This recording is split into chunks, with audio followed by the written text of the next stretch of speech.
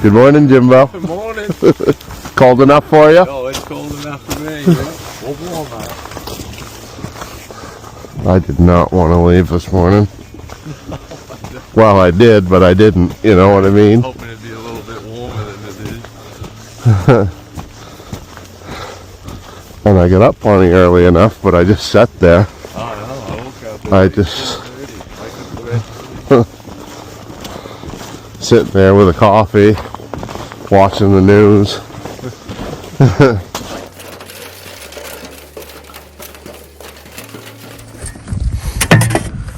Well, this is a nightmare. It snowed, then it kind of rained, and all that wet rain settled in the bottom. Then it came off real cold. Now it's just a solid block of ice that I'm trying to chisel out of this punt.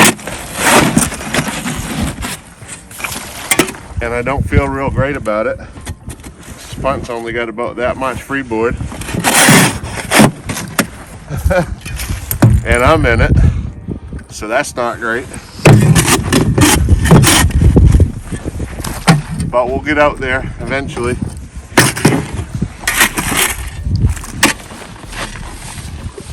Well, we can probably paddle out there, Jimbo. We might as well get going.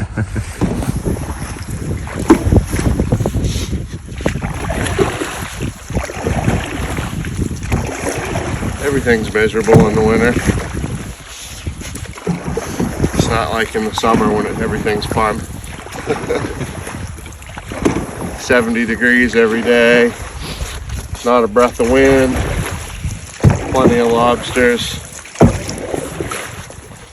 In the wintertime, it's brutal cold. Everything's messed up. You never just get going and go. It's always punts full of ice, something's froze up, boat don't want to start, you're cold and miserable, you don't want to go in it. I mean, who's excited to head out the door when it's 2-3 degrees, hop in the truck, head out on a boat? Not me, but part of it.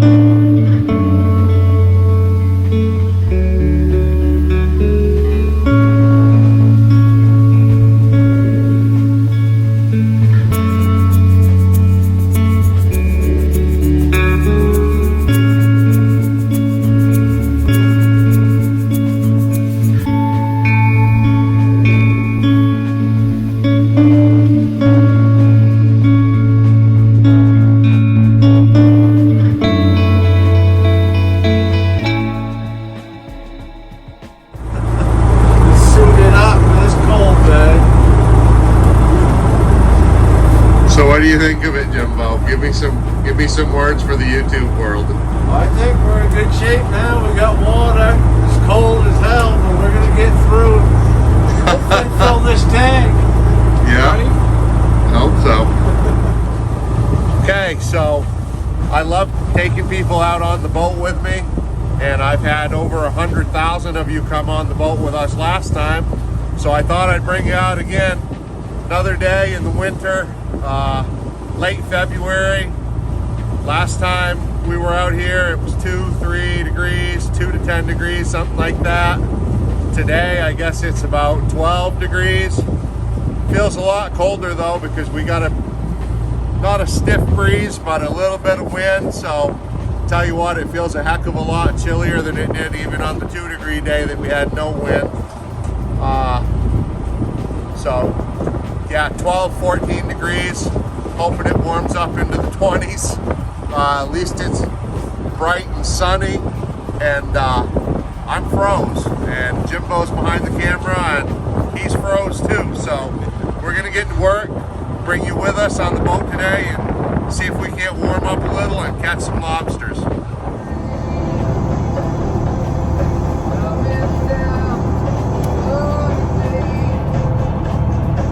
I'm smiling, but I'm not having fun, so I can't explain that. It is brutally cold. Brutally cold. It's so cold, I'm going to do something I've never done before.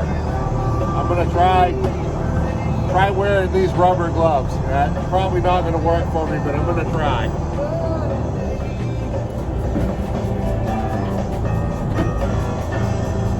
Bangor's classic rock station, I-95.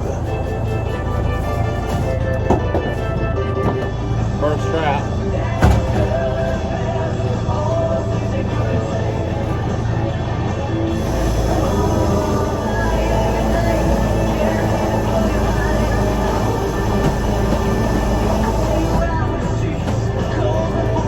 Alright, I'm going to try to show you guys a little bit about what we do. First trap, we've got a female lobster, legal size, but it's got that's got a notch in the tail. That's called a punch tail lobster. When these female lobsters have eggs on them, what we do is we punch this tail, and we call them punch tails, and then like today, when it doesn't have eggs, it's dropped its eggs, it had them sometime in the past. This lobster has this mark in its tail. That means it's protected. That means back she goes. First trap of the day. We got one here we need to measure. This is the lobster measure called a gauge. It's 3 1/4 inches from here to here. You measure lobsters from the eyeball to the bottom of their tail. I can't do nothing with these rubber gloves. So you measure from the eyeball to there. Put the gauge right there and down.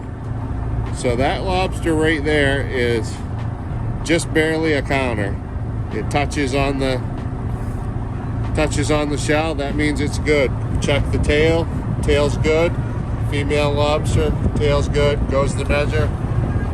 First counter of the day.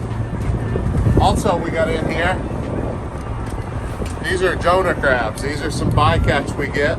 These crabs are very good to eat. Traditionally, we've always had a market. They don't pay much for them. I pretty much sold these things my whole life for 50 cents a pound. For a short time, we get $1 a pound for them. And now we're getting 0 for them. So, unfortunately, we are just tossing these back today.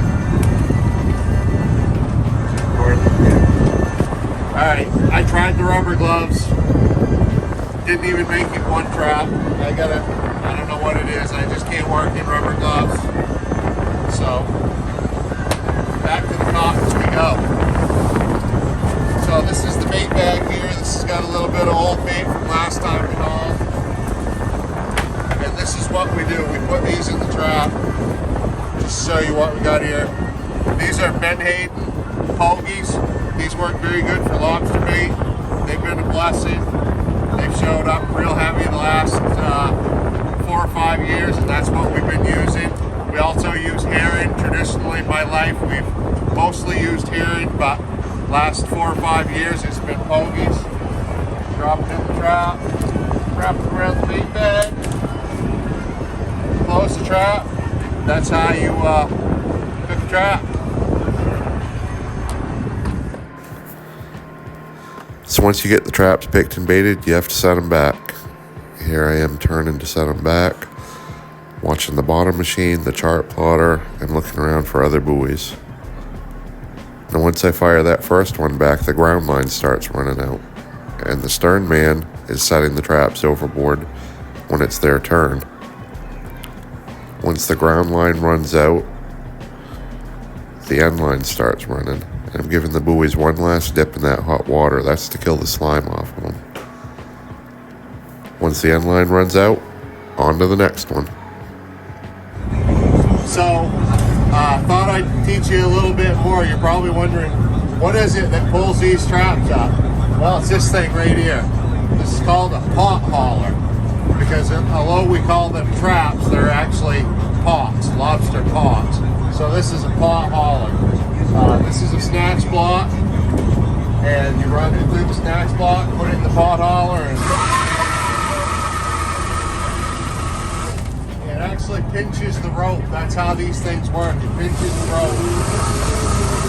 These warps here, they're 15 fathoms in between traps. We use fathoms for everything. A fathom is 6 feet. So these traps have 90 feet of rope in between them. There's 5 traps here. They're spread out on bottom. We call them fives. Essentially, it's a trawl of sorts. 5 traps on there.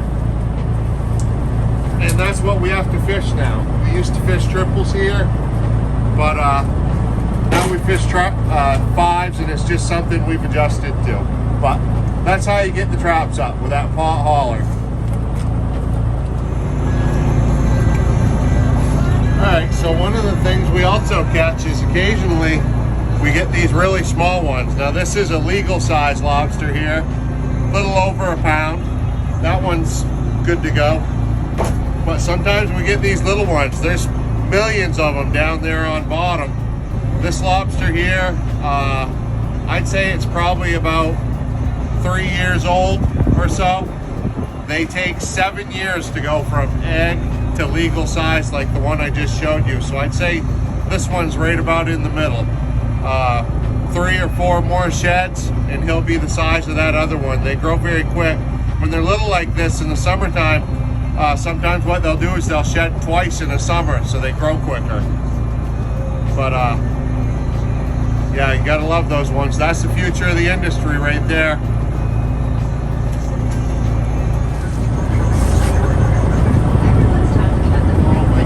So cold, Jimbo. It's freezing out here. My feet feel like I'm standing on ice blocks.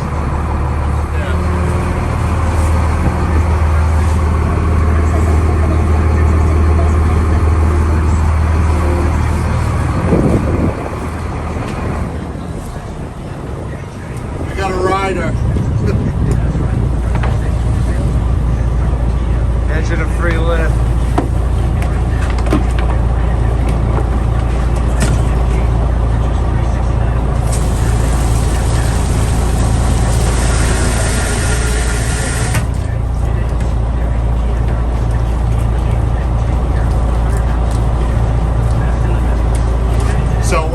Starting another string right here. When I say string, that's a line of traps in the water. These are called buoys. Figure out, I'll teach you some of this terminology. This is a buoy. This is a buoy too, but we call this one the float. This one just holds it up so you can get this one. Every fisherman has their own color. My color is white and black. You'll notice this buoy has a zip tie on it. That's to mark that it's the end buoy. That means it's the end of this string. We're on the westernmost string. A string has 10 buoys. At least that's what mine mostly have. So we're gonna haul 10 buoys. They have 5 traps on each. That's 50 traps. So that's a string of traps. And this rope here, this is called the end line. there's 2 different types of warps. There's the end line warp and then the ground line warp. This is the end line warp. These are 50 fathom warps. We're in about 32 fathoms of water here, and we're hauling up these 5. So we're just gonna get started on another string, and we'll show you how it goes.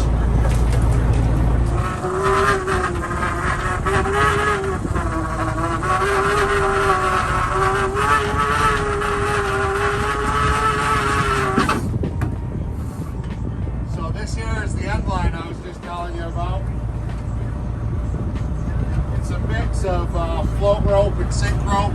Sink rope on the top, of course, so it doesn't, boats don't get wrapped up in it. Their wheels, whales don't get in it. The sink rope goes down a ways, then it hooks up to float rope. Float rope's on the bottom. That's to keep the rope off the bottom so it doesn't get in the rocks and chafed off. And then we've got these things. This is called a weak link. This is something we had to start putting in so that if a whale ever gets wrapped up in it, this will break and the whale won't tow the traps along.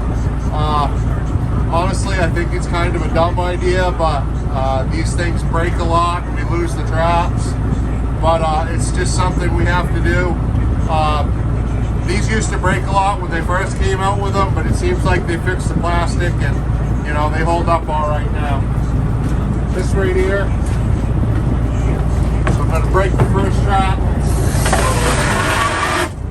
And then I'm into the ground line. This is the ground line. This is sink rope, so this stays on bottom. It doesn't float up into the column where whales will get into it. And there's 5 traps on here, so now we're going to get into this string and haul these traps. Beauty slang. That's a 2-pounder. Right? That'll make this in my name. ziprecruiter.com/radio. So if you want the right candidates for Big old box.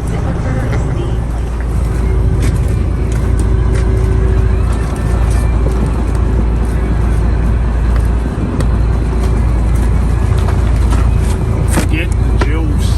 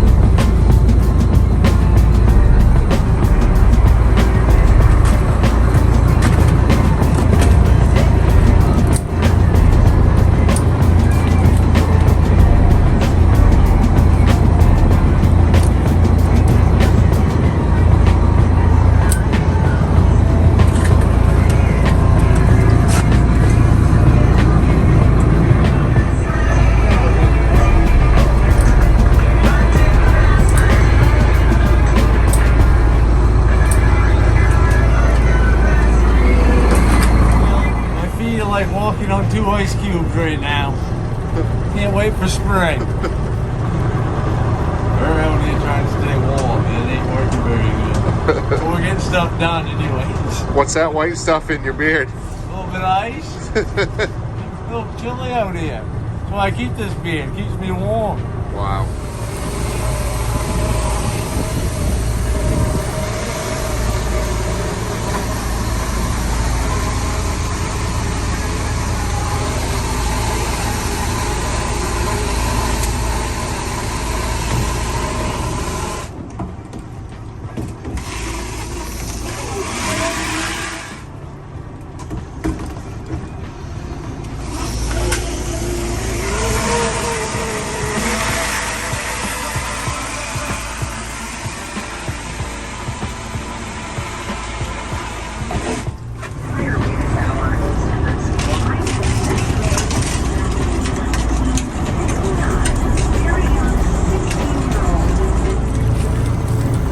We were getting a lot of Jonah crabs.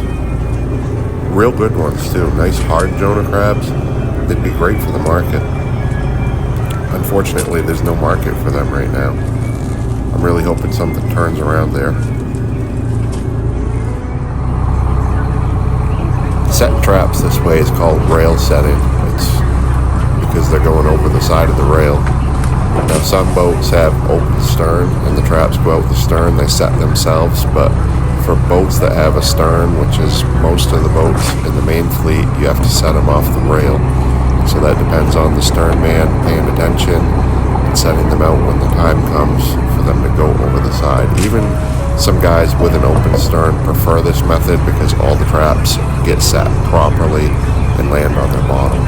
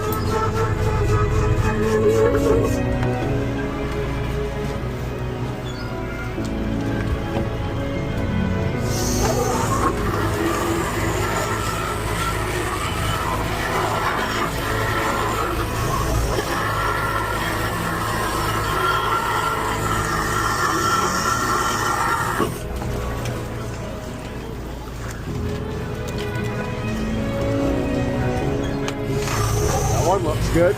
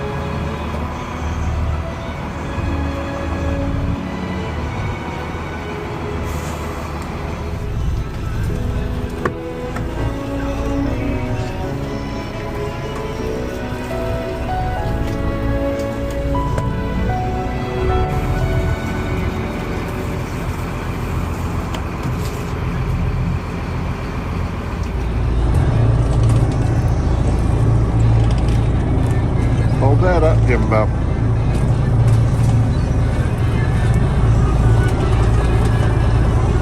Look at the size of that thing.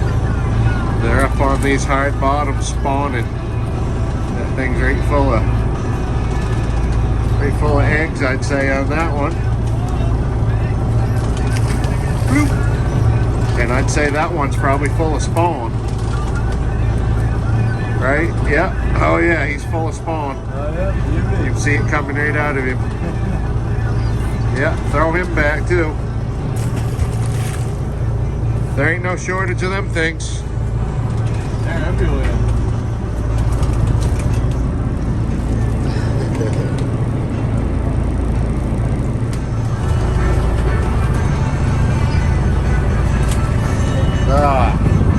We got here a blue, they call these a lump fish. Lump, L-U-M-P. I don't know what the actual name of them is, but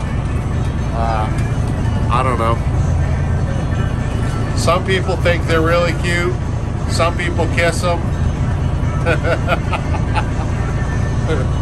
I don't know why. I guess it's for good luck. You know, I don't think I need any good luck, but give it a try. Believe it or not, that's the first one I've ever actually kissed in my whole life. And these things are cool when they're little. They got little suction cups on them and they stick to things. And a lot of times, especially in the summer, you'll catch really small ones stuck to your lobster buoys. But they do eat lobsters, but we're gonna let him go. We let them all just go and mind their own business. So.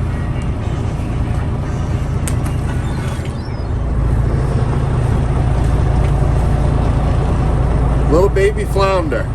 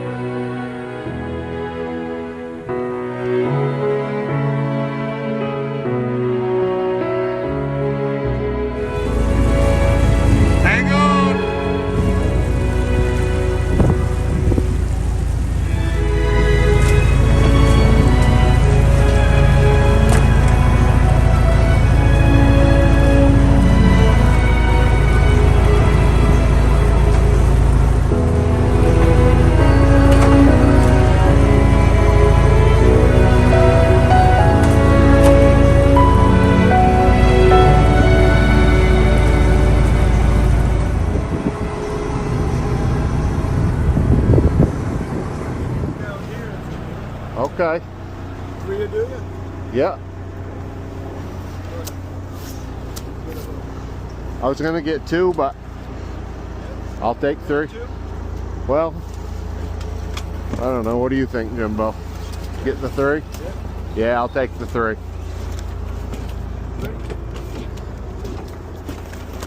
It did not warm up much today. Well, at least it wasn't so windy, right? Yeah. Good thing it wouldn't have been doable.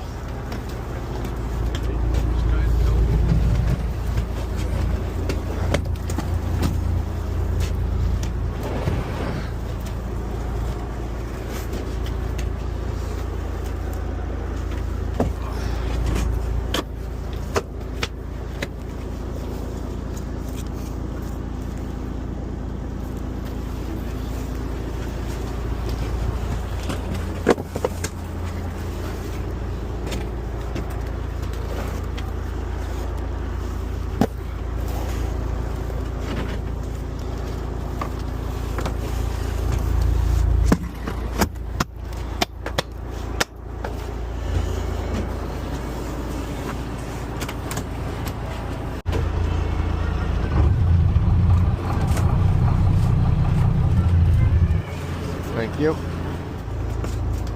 got one more crate for select. Yeah. Can you get that, Jimbo?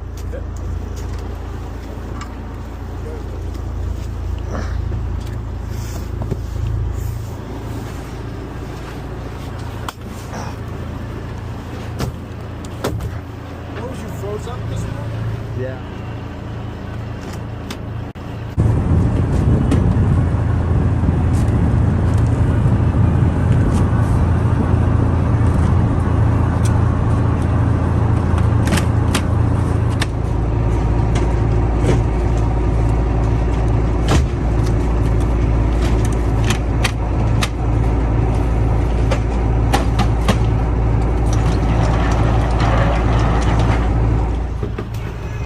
Thank you, sir. Thank you. Have a good one. You guys have a good.